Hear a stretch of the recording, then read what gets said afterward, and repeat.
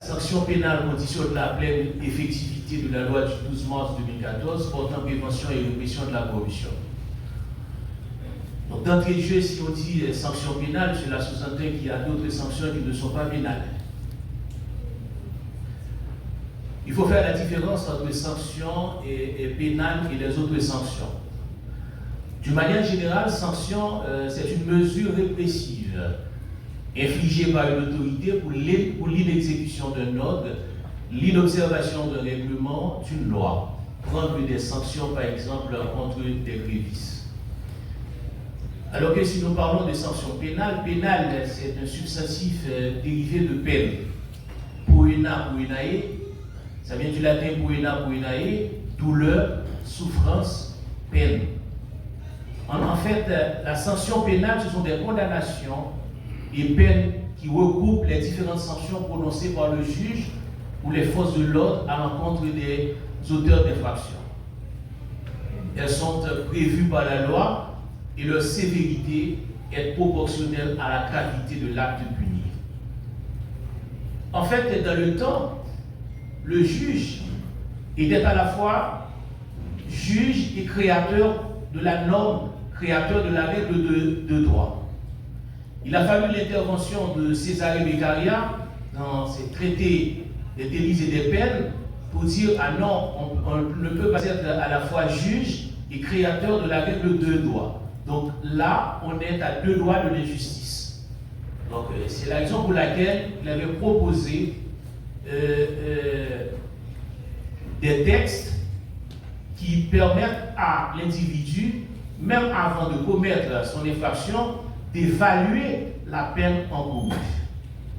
Donc c'était là une fausse mise en contexte. Je vais juste partager avec vous mes réflexions sur la sanction pénale. Donc généralement en droit pénal spécial, les faits de détournement, de concussion, des rémunérations illicites, du trafic d'influence, de la corruption sont considérés comme des infractions à l'ordre public. Mais la loi portant prévention et répression de la corruption semble les classer tous dans la catégorie corruption.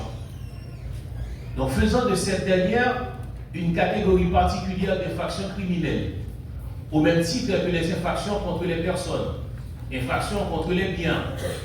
Il s'agit, semble-t-il, pour le législateur, d'étendre le champ de cette infraction afin de mieux resserrer les mailles du filet répressif pour des actes très variés qui, ayant été laissés autrefois à des catégories à part, constituent pourtant la délinquance prévaricatrice.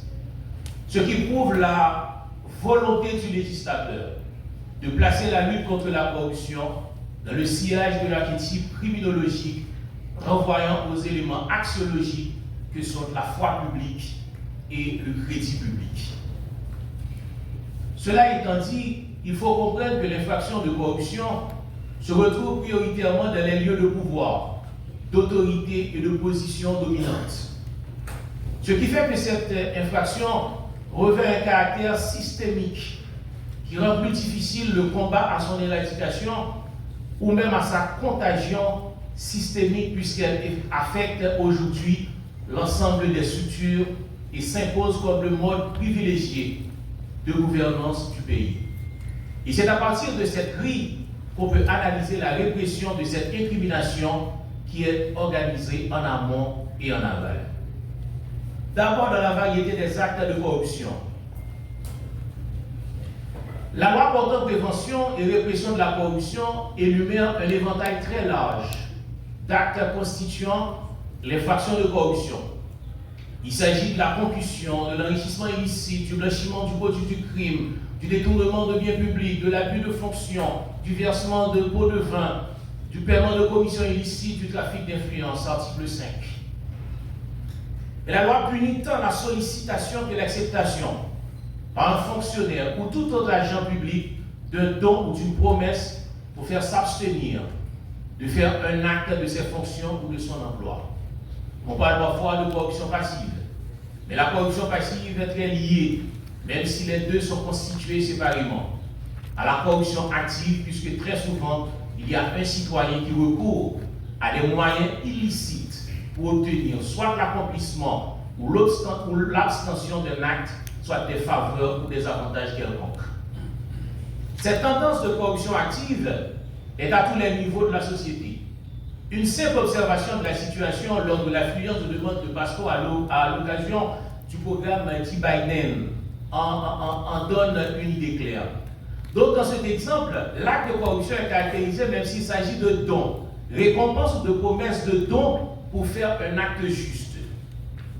Il y a lieu aussi de souligner à notre forte que la remise immédiate ou la promesse d'une remise ultérieure du prix de la corruption sont traités avec la même rigueur par la loi. Cependant, il doit y avoir un lien direct entre la sollicitation ou l'acceptation et la remise de la chose faisant objet de la corruption, ou la simple promesse de cette chose. Ainsi, l'acceptation d'un cadeau par un fonctionnaire ou tout autre agent de la part d'un ami sans aucune convention liée à sa fonction ne constitue pas en réalité un acte de corruption. Il faut donc un lien de causalité, un lien de cause à effet entre le don ou la promesse et l'acte ou l'abstention relevant de la fonction ou de l'emploi du fonctionnaire ou de l'agent public. Ensuite, dans la variété des actes de corruption, la loi portant prévention et répression de la corruption va au-delà des deux personnes concernées directement par la corruption, à savoir le corrupteur et le corrompu. La liste des personnes ici est très longue. Il s'agit, sans que cette liste soit exhaustive, à titre d'exemple, tout fonctionnaire ou officier public, toute personne chargée d'un service public, tout magistrat de l'ordre judiciaire ou administratif, toute personne représentant les intérêts de l'État ou d'une société étatique au sein d'une société privée, ou l'économie mixte en qualité d'administrateur, de gérant, de commissaire au compte ou à tout autre titre, tout mandataire ou préposé des personnes énumérées ci-dessus, toute personnalité politique, tout membre de la force publique, tout arbitre ou tout expert commis en justice, toute personne physique ou morale qui se serait rendue coupable d'un acte de corruption, etc. Il est à noter que le corrupteur et le corrompu sont poursuivis séparément dans le sens que chacun est considéré comme auteur d'une infraction à part entière. Il s'agit donc de deux infractions principales. Ensuite, un regard doit être jeté sur le régime répressif de la corruption. Le régime répressif de la corruption est particulièrement sévère. Cependant, il semble ne pas prendre en compte le principe de la gravité des infractions. Prenons deux exemples dans deux secteurs où cette problématique est plus ou moins visible. Le milieu des professionnels de la route et celui de la police routière. Le milieu des professionnels de la route met en contact régulier les conducteurs, chauffeurs et les policiers de la DCPR. Il n'y a aucune étude scientifique menée sur ce secteur. Cependant, si l'on fait confiance à certains témoignages, on peut dire que le problème de corruption, au sens de la loi portant prévention et répression de la corruption, y est très présent. Il est rapporté que des infractions plus ou moins graves au code de la route font l'objet d'ententes à l'amiable, en marge de la loi, entre policiers et chauffeurs, particulièrement les chauffeurs de camionnettes. Donc ces actes constituent au regard de la loi portant prévention et répression de la corruption des faits de corruption, dans la mesure où les éléments constitutifs de l'infraction sont réunis. Donc une personne chargée d'un service public, le policier. Un autre acte de corruption, le policier reçoit de l'argent, des dons, pour s'abstenir de poser un acte que requiert sa fonction, la contravention. Il y a une entente entre le chauffeur, le corrupteur, et le policier, le corrompu. L'accord est un élément important. Donc quel est le but de la corruption? Le policier refuse d'accomplir un acte qui relève de sa fonction, la contravention, en contrepartie d'une somme d'argent. Et son intention, la volonté de commettre une action dont on connaît la criminalité, comme l'a fait le policier. Donc maintenant, dans le système judiciaire, de même que le secteur précédent, il n'y a aucune étude scientifique menée sur ce secteur. Cependant, si l'on fait confiance à certains témoignages, on peut dire que le problème de corruption au sens de la loi portant prévention et répression de la corruption y est très présent. Des juges, des officiers du ministère public, des greffiers et des commis de parquet sont parfois accusés à tort ou à raison d'actes de corruption. Des avocats, des justiciables ainsi que leurs parents et amis participent au jeu de la corruption. Dans les deux cas, la peine est celle de la réclusion et une amende. On peut imaginer l'inadéquation entre un policier qui a reçu 500 gouttes pour s'abstenir de donner une contravention au conducteur et une autorité judiciaire qui a reçu 500 000 gouttes pour procéder à la libération d'un bandit. Cette inadéquation peut être considérée comme un vecteur de la crise judiciaire profonde que l'on connaît dans ce pays depuis trop longtemps déjà. Et nous pouvons faire certaines d'autres considérations. La loi portant prévention et répression de la corruption englobe tous les secteurs de la vie nationale. Le législateur dans ce texte parle d'agents publics, de fonctionnaires, élus de l'exécutif, élus du législatif, et les gens qui sont nommés et n'ont aucune fonction quelconque. Aucune référence n'a été faite à ceux qui bénéficient dans leur fonction d'un privilège de fonction ou d'un privilège de juridiction. Et dans l'exécutif, il n'y a qu'un seul élu, c'est le président de la République. Et aucune exception n'a été faite dans cette loi. Est-ce que quelqu'un peut se prétendre bénéficier d'une immunité pour se soustraire d'une enquête engagée par l'unité de lutte contre la corruption?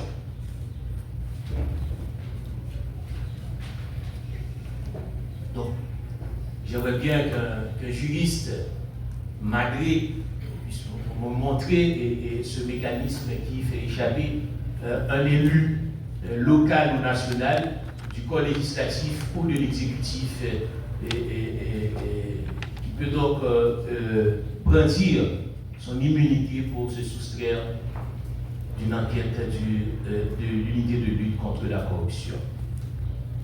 Une fois le rapport de l'ULCC terminé, elle l'envoie au parquet. Donc, sur 87 dossiers envoyés au parquet, 4 ordonnances ont été rendues. 3 ordonnances de renvoi et une ordonnance de non-lieu. On peut se poser la question, est-ce que le parquet peut classer sans suite un rapport de l'ULCC, puisqu'il s'agit d'un rapport documenté?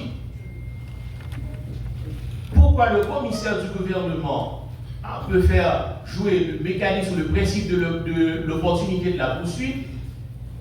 C'est quand il n'a pas assez de preuves, assez d'indices. Mais le rapport de l'ULCC est documenté. Et là, nous pouvons considérer deux principes qui sont d'application dans des pays différents. Par exemple, en France, en Belgique, c'est l'opportunité de la poursuite. Est-ce que le commissaire du gouvernement qui va faire office de ministère public a réuni les indices, les preuves pour faire peser l'accusation sur l'agent criminel? Dans le cas où il n'en dispose pas, eh bien, il fait un classement sans suite. Faire un classement sans suite n'est pas un abandon du dossier. Parce que quand il aura réuni le maximum de preuves ou d'indices, il va saisir la juridiction compétente. Mais en Italie et en Allemagne, il y a le principe de la légalité de la poursuite. Dès que le parquet est saisi d'un dossier, même s'il va donc abandonner les poursuites, c'est pas devant un juge. Il doit de toute évidence saisir un juge, une juridiction de jugement. Donc s'il veut faire un désistement, c'est pas devant un juge. Moi je demande, est-ce que dans le cadre de cette loi, de ce rapport existant entre le parquet et l'unité de lutte contre la corruption, est-ce qu'il ne s'agit pas du principe de la légalité de la poursuite? D'autant plus, n'en déplaise à mes collègues par pitié, le parquet est constitué d'agents de l'exécutif dans le judiciaire, dit-on souvent dans notre société. Donc le commissaire du gouvernement qui saisit le cabinet d'instruction sur le rapport de l'ULCC peut demain à l'autre du jour recevoir soit par un message X qu'il est révoqué ou du moins c'est qu'il est mis en disponibilité. Et c'est la raison pour laquelle dans l'éventualité de la refonte, ou du moins dans l'éventualité de l'amendement de cette loi, ce serait mieux d'inscrire dans cette loi le commissaire du gouvernement saisi de rapport de l'ULCC à 24 heures de temps ou 48 heures pour saisir la juridiction compétente. C'est non seulement pour protéger le commissaire du gouvernement, parce qu'à ce moment-là, ce n'est pas la décision du commissaire du gouvernement, mais tout simplement c'est l'application de la loi. Et l'exécutif ne va pas prendre un prétexte pour révoquer ce commissaire du gouvernement ou le mettre en disponibilité. Il faut protéger nos commissaires du gouvernement, il faut aussi faire de la lutte contre la corruption notre cheval de bataille. Dans cette loi, il n'y a pas de cumul de peine. Il n'y a pas de cumul de peine. Et dans la majorité des cas, les gens sont condamnés à la réclusion. La réclusion, c'est une fourchette de peine se situant entre 3 et 9 ans de prison. Donc, d'emblée, les corrupteurs sont au moins garantis qu'ils ne vont pas passer plus de 9 ans en prison. Il n'y a aucun moyen pour un corrupteur ou un corrompu de passer plus de 9 ans en prison. D'ailleurs, chez nous, en Haïti, la durée de la peine, la durée de la condamnation ne dépend pas du contenu d'une décision de justice, mais de préférence des aléas politiques, des circonstances politiques. On va crier à bas au président de la République ou à quelqu'un d'autre, et puis donc on va forcer les portes des prisons pour faire sortir les condamnés. Donc, puisqu'il n'y a pas de peine, de cumul de peine, que peut faire l'ULCC? Quelqu'un qui est convaincu, quelqu'un qui est suspecté d'actes de corruption pour plusieurs, puisqu'il a été gestionnaire dans plusieurs institutions, la jonction de ces dossiers n'est pas à l'ordre du jour. À titre d'exemple, quelqu'un qui a été sénateur de la République, député, questeur du Sénat ou questeur de la Chambre des députés, il a été ensuite directeur général du ministère de l'Intérieur avant d'être nommé ministre de la Planification. Eh bien, on lui reproche sa gestion catastrophique dans ces institutions. Eh bien, l'ULCC ne va pas faire un seul dossier, une seule affaire. Elle va nommer une commission d'enquête pour enquêter sur les faits de corruption à lui reprocher quand il était au Sénat. Et un autre dossier quand il était au ministère de l'Intérieur. Et enfin, un dernier dossier quand il était au ministère de la Planification et de la Coopération. Donc il va être jugé pour chacun de ces dossiers. Même s'il est emprisonné, même s'il est condamné à la prison ferme pour le premier dossier, eh bien, on va l'extraire de la prison pour qu'il vienne répondre de ses actes de corruption quand il était au ministère de l'Intérieur. Donc c'est juste pour faire peur aux corrompus ou aux éventuels candidats à la corruption. Les dommages et intérêts, augmentation. Je préfère l'augmentation des amendes. Parce que l'État qui se porte partie civile dans un procès de corruption, je me demande est-ce que les avocats, est-ce que je peux faire confiance à tous les avocats de l'État qui vont demander vraiment des sommes assez importantes pour renflouer les caisses de l'État? Est-ce qu'il n'y a pas lieu à corruption?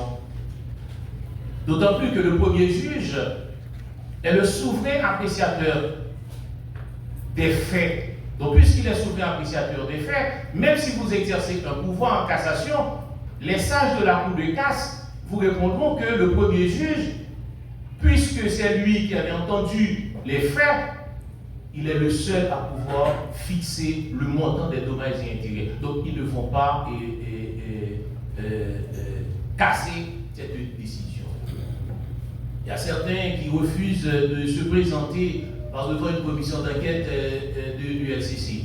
Eh bien, dans l'éventualité d'une refonte ou de l'amende de cette loi, de ce texte, le refus de représentation peut être interprété comme un sentiment de culpabilité. Donc, si vous ne viendrez pas, vous êtes coupable. Parce que de nos jours, nous prenons notre malin plaisir à inventer des symptômes, ou du moins des maladies, juste pour se soustraire de la justice. Vous ne viendrez pas, eh bien vous êtes coupable. Et puis, permettre à l'ULCC de faire des gels de comptes, acquisitions. Voilà. Donc, en fait, pour les renvois, article 5.2, deuxième alinéa à la législation fiscale, on fait des envois à d'autres textes. Donc là, ce n'est pas un problème pour l'application de cette loi, mais la réclusion, c'est une peine minimale. Donc il faut penser à augmenter la durée d'emprisonnement, les amendes également, au lieu de les fixer. Par exemple, condamner quelqu'un à une amende de 150 000 gouttes, 150 000 gouttes, mais bien c'est moins de $1 million américains. Mais dans un acte de corruption, il y a plus de millions parfois de dollars.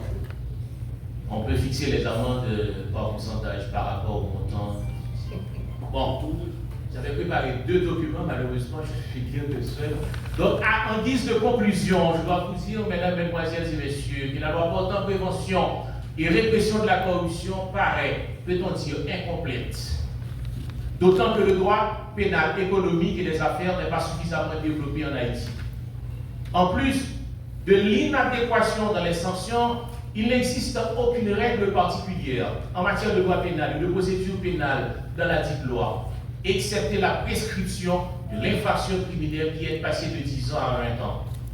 Alors qu'il y a un éventail très large d'actes incriminés de personnalités diverses prévues par cette loi, les sanctions prévues ne sont pas suffisamment diversifiées, ce qui met en doute leur efficacité et leur applicabilité. Or, il est évident que la lutte contre la corruption doit nécessairement passer par la systématisation des mécanismes interrelationnels complexes observés dans ce phénomène de manière à les étendre à l'ensemble du système social. Mesdames, Mesdemoiselles et Messieurs, je vous remercie.